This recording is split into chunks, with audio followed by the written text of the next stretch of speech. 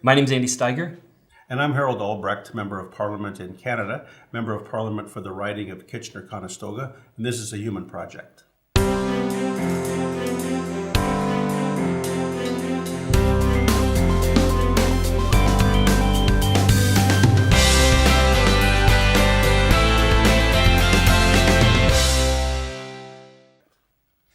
Thank you for letting us come to your office and getting to talk to you about this important issue. Wanted to ask you about the question of euthanasia.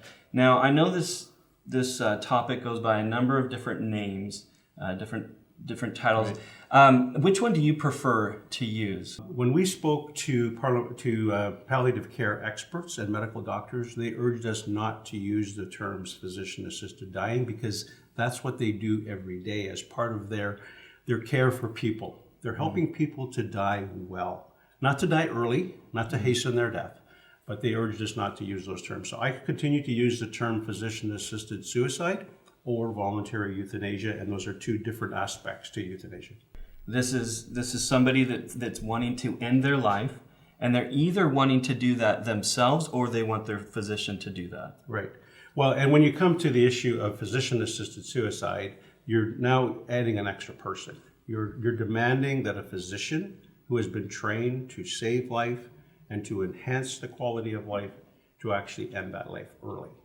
And that's where the big moral question comes in. Do doctors who object to this kind of activity have the right to not offer that service to their patients? And in my opinion, if you have a great degree of respect for human life, you will not want to take that extra step of ending a life early. Often this topic is couched in the terminology, of human dignity, that you have the right to take your own life, but you never hear about the doctor. Does the doctor have the right not to take life, and his desire, as a human to dignify you by not taking your life? Right. We've hosted a number of a roundtable where we had a number of physicians come to us to give their input on that very question.